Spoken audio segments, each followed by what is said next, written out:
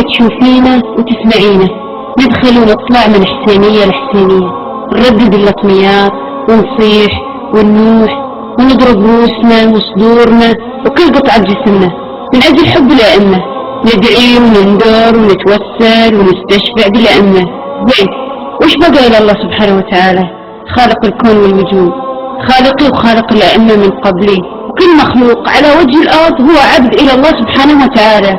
الله خلق الإنسان وكرمه بالعقل، ورفع الإسلام من شأن العقل وجعله مناط للتكليف وشرط لقيام الحجة. زين، فكري وياي شوية، ولا نروح الحسينيات نعزي ونصيح وندعو؟ وين الدليل على وجوب فعل كل هذه الأمور؟ أبغى دليل واحد من القرآن، ما أبغى رواية.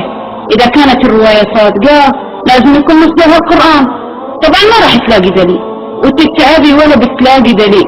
زي ما سألتي نفسك، ولو إذا صابتنا مصيبة أو إذا مرضنا ندعو نتوسل ونستشفع بالأئمة، إذا هم يملكوا شفاءنا ورفع الكرب عنا. ولو ما شافوا نفسه زين العابدين كان مريض عليل من ولادته لين مات، ولو ما شاف نفسه أو أحد من أسرته شافه. لا تقول الكرامة بس لنا إحنا لأنهم أعلى في التدين. إذا كرامة ما تجوز عليهم لأنهم أعلى في التدين، يعني السيد ما له كرامة لأنه أعلى في التدين. يعني لازم نطالب السيدين يرجعوا كراماتنا، أو نعترف أن الكرامة ما لها أصل في يد البشر، وكل تصاريف الكون بيد الله الخالق المدبر. فالله هو القريب المجيب. قال تعالى: أمن يجيب المضطر إذا دعاه ويكشف السوء. وقال: وإذا سألك عبادي عني فإني قريب أجيب دعوة الداع إذا دعان فليستجيبوا لي وليؤمنوا بي لعلهم يرشدون.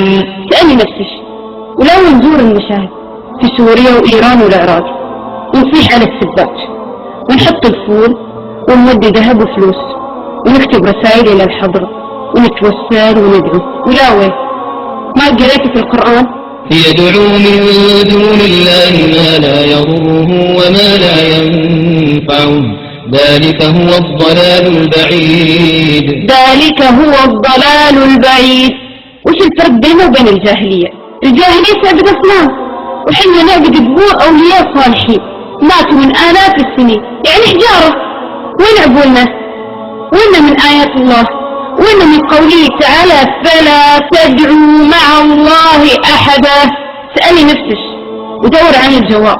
طيب ما سألتي نفسك إذا أهل البيت عندهم كل هالكرامة، لهم القدرة على إحياء الموتى وهم وسطاء ويستغاث فيهم ولهم حق تحليل وتحريم، ولو ما نزل نص قرآني على وجوب تكريمهم وتفضيلهم على الأنبياء، بس نزل نص قرآني يقول: ولقد بعثنا في كل أمة رسولا أن اعبدوا الله واجتنبوا الطاغوت. يعني الله يخرج الحق على يد الأنبياء عليهم السلام، مو على يد أهل البيت.